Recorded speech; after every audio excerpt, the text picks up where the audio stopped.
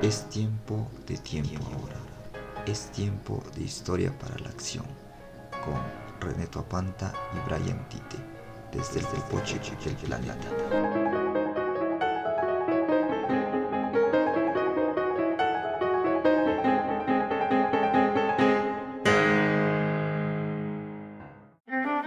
Saludos a todos, estamos en un nuevo capítulo de Tiempo Ahora. Es el capítulo 4, la invención del indio, el retorno del nativo, el indigenismo en el siglo XX. Y entonces regresa el indio desde un pasado lejano, ¿pero para qué? Nos vamos a referir en esta ocasión al texto de Rebecca Earp, que se llama The Return of the Native, el regreso del nativo. ¿Qué es lo que pasa o cuáles son los antecedentes para que surja el indigenismo? El indio que se retoma es el del pasado prehispánico, y un pasado prehispánico que es presentado como un preludio de la historia nacional propiamente dicha. Y este pasado indígena es analizado, estudiado e invocado a través de las obras de historia patria, a través de las obras de literatura, romances, poesías, y a través de obras pictóricas y también de los estudios arqueológicos, es decir, el rescate y análisis de ruinas. Entonces lo que señala Earp, como dije anteriormente, es que el pasado prehispánico, y en especial ese pasado glorioso atribuido a los aztecas y a los incas, es incorporado dentro de la concepción del pasado nacional como una suerte de preludio de la historia patria. Entonces, de la nación. Digámoslo, eso es la manera en la cual se configura, digámoslo, la manera de pensar el pasado. Y siempre un pasado que se piensa como radicalmente distinto y totalmente separado del presente indígena. Siempre va a ser una característica este contraste. Es decir, por un lado el pasado indígena atribuido a ciertos grupos, los aztecas y los incas, un pasado más o menos glorioso y más o menos civilizado, en contraste con una situación de abyección y de miseria atribuida a los indígenas contemporáneos, es decir, a los indígenas del presente, que es más o menos algo de lo cual ya habíamos discutido al hablar del texto de Andrés Guerrero y la imagen ventrílocua de los indios. ¿Qué era el indigenismo? ¿O en qué consistía el indigenismo? En términos muy generales, para abarcar, digámoslo, varios fenómenos y aspectos, podría decirse que lo que procuraba el indigenismo era buscar que el indio se beneficiara de ciertos beneficios de los cuales disfrutaban otros ciudadanos, es decir, identificaba, digámoslo, una situación desfavorable entre los indígenas. Tras reconocer esa situación, demandaba una intervención o una acción en favor de esos indígenas. Y esa acción general se tradujo en ciertos momentos en intervención estatal. Y esto queda manifiesto, digámoslo de alguna manera, esta postura indigenista, es decir, buscar hacer algo por el indio en la literatura que exponía el mundo indígena y denunciaba aquellas fuerzas a las cuales se atribuía la situación desfavorable en la cual se encontraba el indígena. Entonces vamos a ver muchas maneras de las cuales se plantea el indigenismo, como por ejemplo en el caso de Mariátegui, que lo plantea en términos... Sí, entonces vamos a empezar por Perú, ¿no? Para hablar de Mariátegui... Pero creo que hay que hablar también del contexto, ¿no? Es decir, por el contexto peruano en el que venía de una guerra. Surge, digamos, el pensamiento indigenista, entre el cual se encuentran figuras como Mariátegui. El primer elemento del cual podríamos mencionar es que la reflexión, digámoslo, está marcada por un hecho que es la Guerra del Pacífico, la cual Perú y Bolivia la pierden ante Chile, y entonces ante esa derrota la pregunta de lo nacional se vuelve como una cuestión de vida o muerte en el Perú. Es decir, el Perú había perdido la guerra porque no había existido una nación que la defendiera. Entonces la pregunta es, ¿qué hacer con esa nación? ¿Cómo consolidar y fortalecer la nación? Y entonces una de las cuestiones que surge ante ese interrogante es que uno de los factores de la nación que no contribuyó activamente fue el de los indígenas. Entonces hay que hacer algo para que además solucionar lo que se denominaba el problema del indio. Importantísimo de la nación, o de Perú, ¿no? Y más aún en esta época. Y entonces, claro, surgen varias posturas, y una de ellas es la de Mariátegui. la postura de Mariátegui, que sería, creo que el que trajo, ¿no?, la discusión Latinoamérica acerca de discutir el problema del indígena, pero a través de una visión marxista, ¿no? Sí. Y lo que vamos a ver aquí es que el indigenismo va a adquirir relevancia en Perú, digámoslo, por dos circunstancias.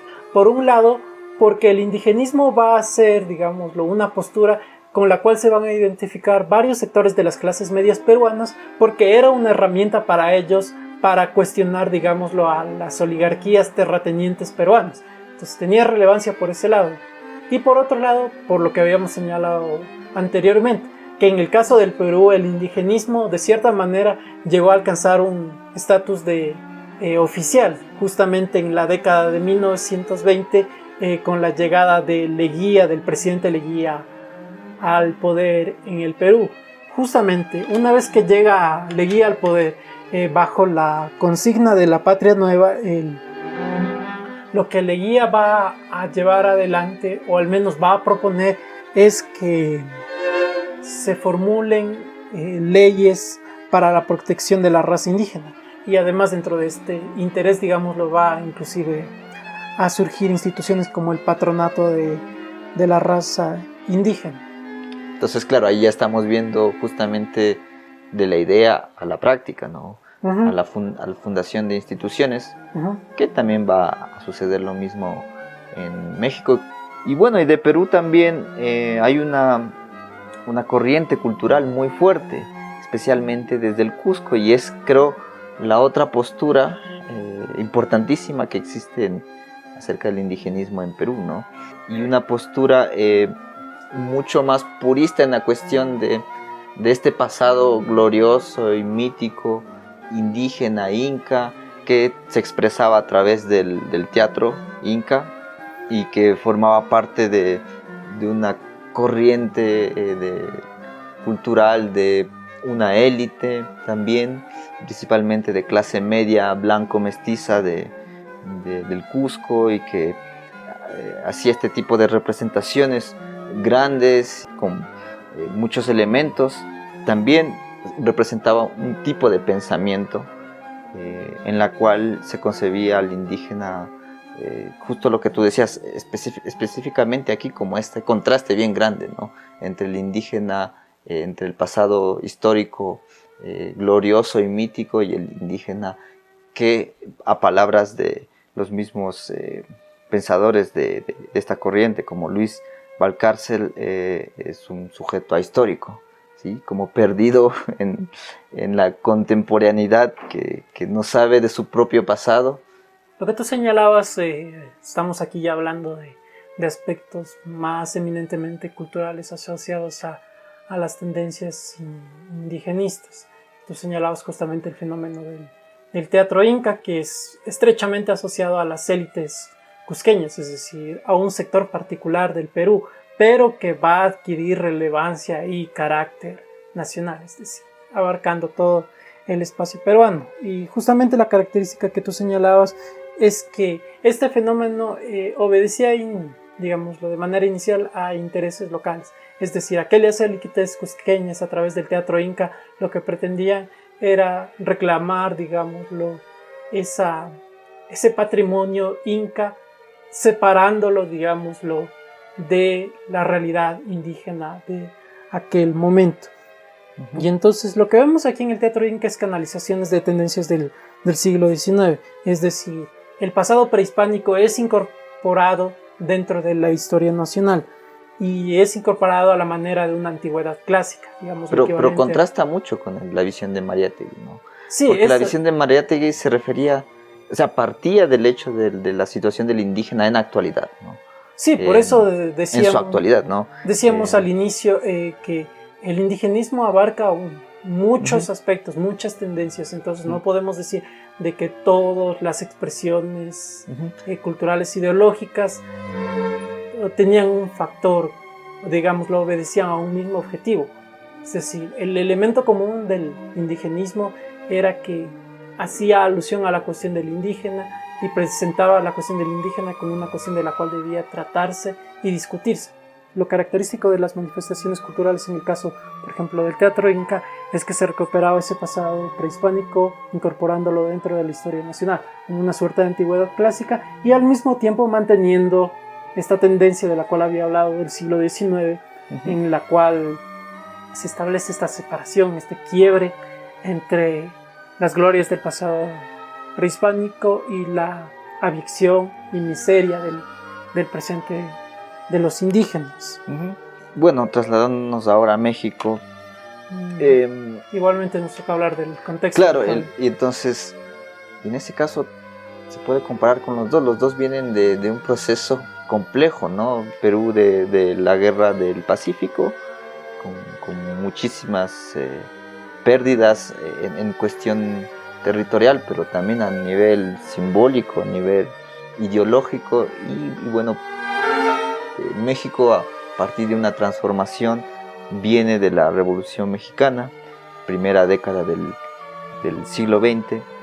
De igual forma, el indigenismo en México va dando formas también a diversas instituciones. Lo que podría decirse en todo caso es que en el caso de México, digámoslo, como habíamos señalado, es de un carácter estatal, pero un elemento además particular es que se traduce en instituciones, y esto va a ser un elemento muy característico que proviene a partir de la Revolución, que justamente se van a crear instituciones como la Dirección de Antropología en 1917, a la cual va a estar a la cabeza Manuel Gamio, que va a ser una figura clave para entender el pensamiento arqueológico e indigenista en México, y otras instituciones como la Dirección de Cooperativas Agrícolas en 1920 o la Secretaría de Educación Pública en 1921, que va a llevar a cabo las misiones culturales al mando de una de las figuras muy destacadas de esa época, que es la de José Vasconcelos.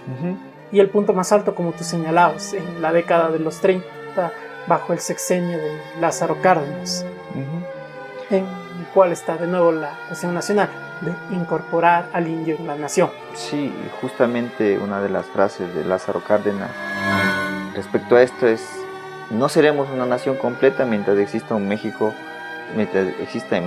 corrientes étnicas separadas por siglos y en un retroceso y estado abandonado que impiden la cohesión social. Obviamente aquí está como sintetizada la postura respecto al tema indígena y por qué era tan importante el indigenismo en México. Claro, la cuestión en México es, bajo Cárdenas especialmente, se trató no de indianizar México, sino de mexicanizar lo indígena en México.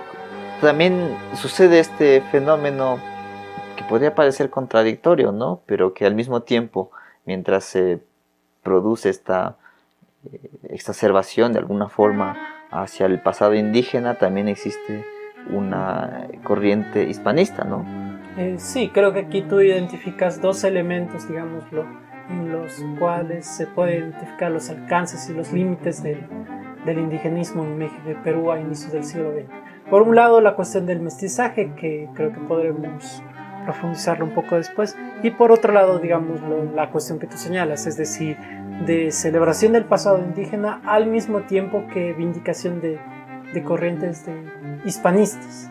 Ahora, porque justamente esto ocurre en un contexto muy particular y muy relevante, que es en el contexto de la celebración de los centenarios de la independencia en América Latina. Es decir, para aquel entonces, en 1921, México estaba celebrando la victoria de Iturbide sobre los españoles, y Perú, por otro lado, estaba también celebrando la independencia. Entonces, ¿qué es lo que vamos a ver en el caso de ambos países? En el caso peruano, por ejemplo, vamos a ver que al mismo tiempo que se están levantando estatuas de Manco Cápac y se está organizando el Congreso Indígena Tahuantinsuyo, también aparecen representaciones españolas. Se habla de España como la madre patria y se habla de la herencia española en el Perú, sin contar intentos muy relevantes como los de traer al rey de España para las celebraciones del centenario en el Perú. Y en México va a ocurrir algo similar. Es decir, por un lado, si se está hablando del pasado prehispánico a los invitados por el centenario se los lleva a Teotihuacán y se organizan bailes de temática azteca. Y al mismo tiempo se habla de la valía de la herencia colonial y se organizan rituales, como lo que llamaría Pierna, de lugares de la memoria. Por ejemplo, cambiando el nombre de calles, como calle Hernán Cortés, el cual pasa a ser concebido como una figura de padre de la patria. Puede parecer contradictorio, pero yo creo que en esas dos manifestaciones, en rescatar el pasado indígena y también valorar la herencia española, existe un intento muy claro de establecer qué es la nación, ¿no? ¿Qué es la nación? ¿Cuáles son sus orígenes? ¿Y cuáles son los elementos constitutivos que la forman y le dan forma?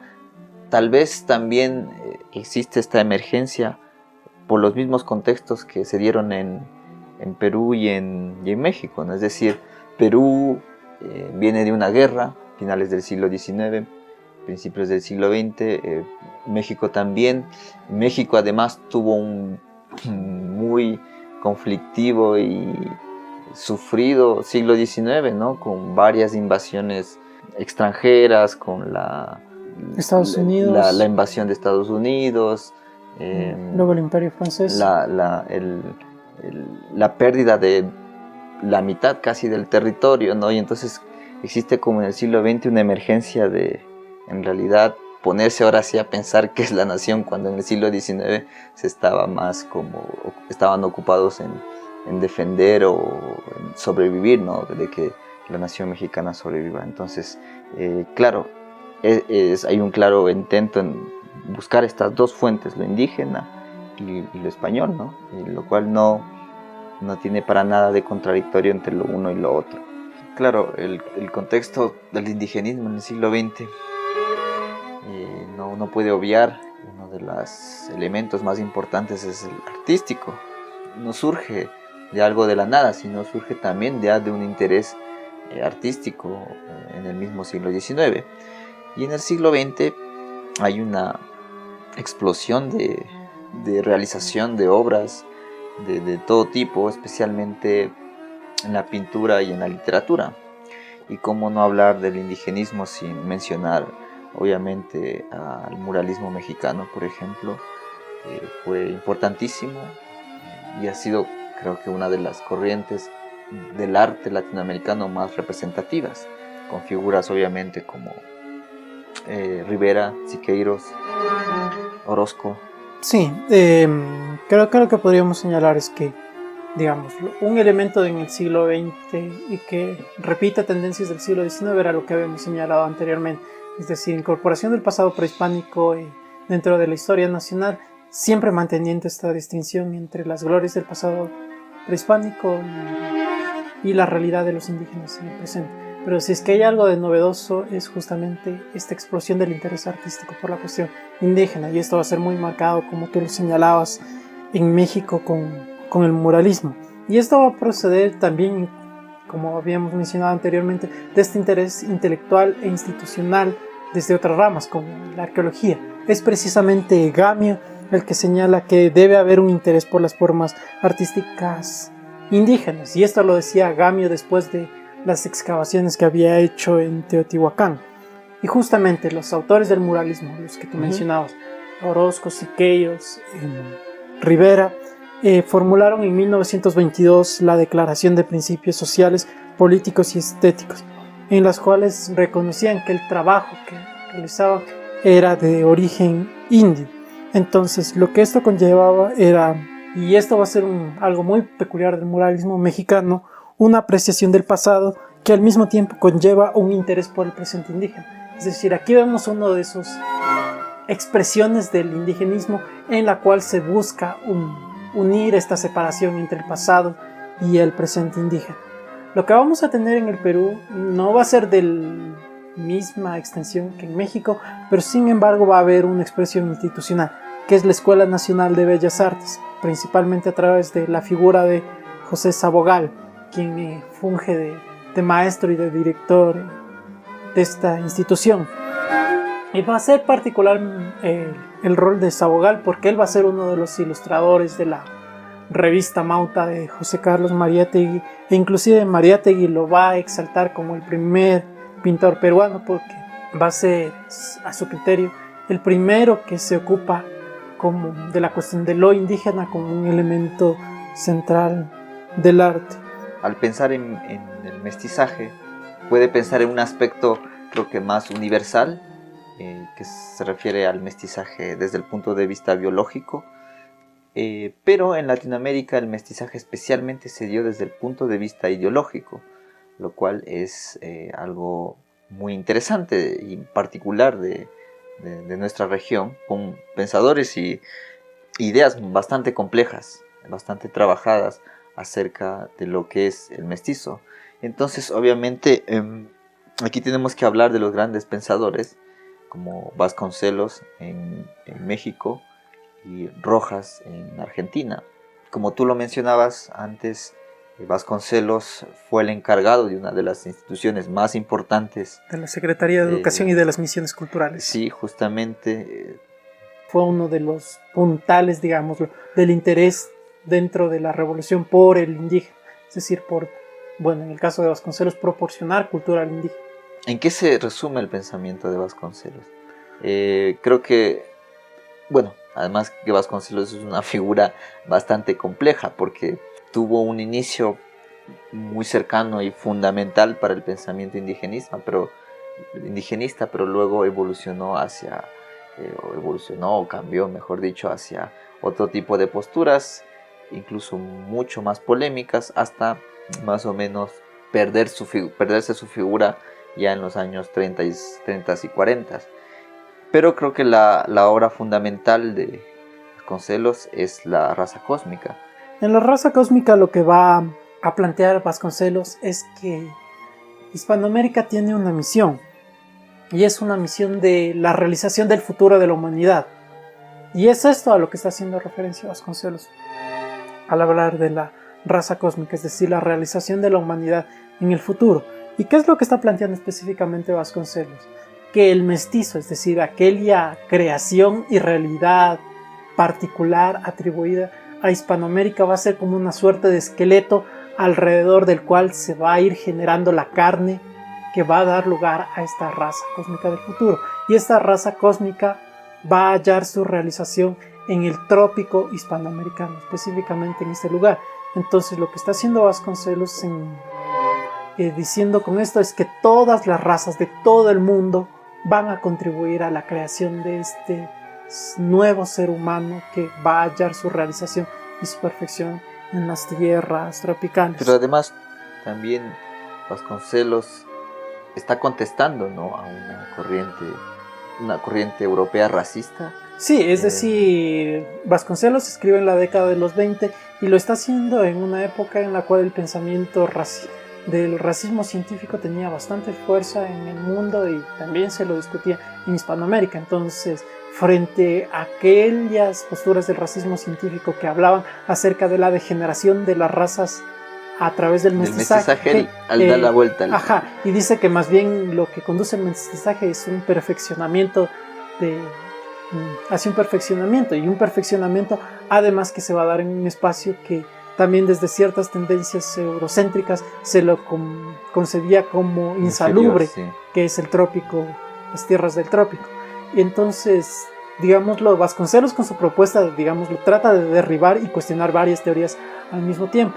Y entonces, justamente para defender su postura, lo que dice Vasconcelos es que todas las razas del mundo van a contribuir a la creación de este hombre, sin discriminación alguna. Es decir, todas deben participar en esta creación. Y entre esas razas, evidentemente, la raza indígena debía participar en la creación de este hombre futuro. Ahora bien, si bien, digámoslo, Vasconcelos abre la posibilidad al indígena en esta participación, pero no lo hace, digámoslo, en términos plenamente favorables. ¿A qué me refiero con esto? Es decir, que, digámoslo, el rol de la raza indígena va a ser simplemente de contribuir a la mezcla, pero en última instancia Vasconcelos ratifica digámoslo, la primacía de la civilización occidental.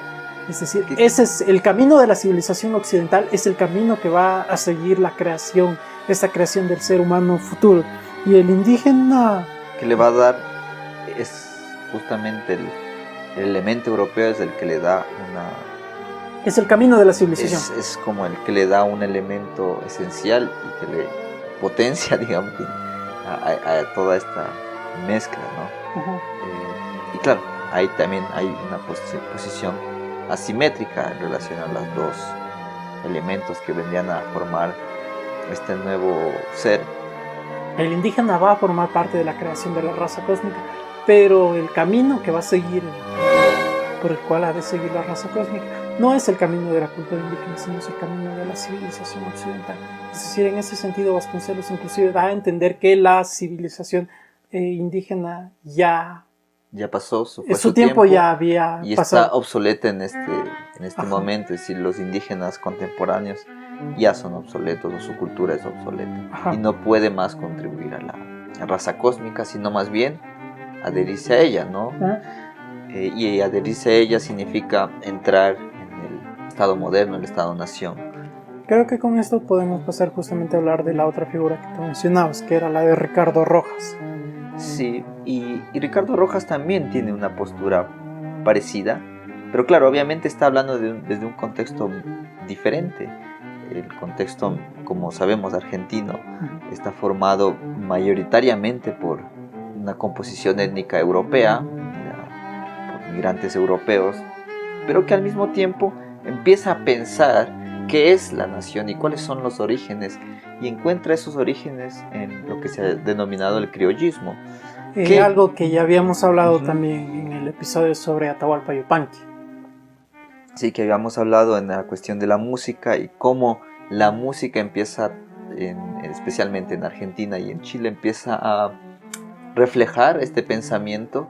Que frente a la llegada de las migraciones y en un esfuerzo por tratar de establecer orden en medio de ese flujo, trataban de identificar unos orígenes nacionales que en términos se resumía, digámoslo, a una síntesis del elemento español y de un elemento indígena atribuido a eso. Entonces... Y claro, Rojas lo que manifiesta es que los indígenas también vienen a aportar a este nuevo ser que vendría a ser el criollo. Digámoslo, el indígena simboliza un periodo del pasado y después, digámoslo, con la época de la conquista y la colonia, aparece una nueva figura, que es la figura del criollo, y que ambos, digámoslo, forman parte de ese bagaje histórico de la Argentina, que viene a ser esta síntesis que es la argentinidad. Y con la época de la independencia y la república aparece con mucha más fuerza la figura del mestizo, que viene a ser una suerte de criollo superior. Y de nuevo, otra vez viendo una continuidad en el pensamiento, es decir, pensar a lo indígena en otro tiempo, pero también por las élites, de alguna forma, otra vez figurando al indígena desde otros puntos de vista, desde otras referencias históricas como la prehispánica, y también desde otros insumos diferentes como el de la arqueología, el de la antropología y especialmente el del arte, de la cuestión cultural, ¿no? Todo esto que hemos discutido, digámoslo, es el punto culmen de una tradición de pensamiento que proviene del siglo XIX, es decir, qué rol ocupa lo indígena, sea el pasado indígena o la realidad presente indígena en las naciones hispanoamericanas. Entonces vemos que el indigenismo fue, digámoslo, una forma de pensar que ofrece respuestas e interpretaciones mucho más concretas, ¿no? En torno a cuál es el lugar de lo indígena en la nación. Y vemos que abarca varios aspectos, desde conservar esta separación entre el pasado y la presente indígena, hasta ejemplos como el de Mariátegui o el del muralismo mexicano, que busca, digámoslo, recuperar y establecer esta unión entre el pasado y el presente indígena, es decir, como elementos que vienen a ser en última instancia una sola cosa, es decir, devolver el pasado indígena a los indígenas. Y sí, y justamente es, como tú lo decías, una respuesta mucho más concreta al problema que se venía arrastrando desde el siglo XIX y con unas respuestas mucho más contundentes, tal vez tan contundentes que crearon instituciones que han quedado hasta ahora, no sé, en México, qué sé yo, la creación del Instituto Nacional de Antropología viene de esa época y otro tipo de manifestaciones. Entonces el tema del indígena para nada queda zanjado, pero de una forma da unas respuestas mucho más concretas y pragmáticas y que han tenido una difusión y un alcance mucho mayor tal vez que las posturas que se generaron en el siglo XIX.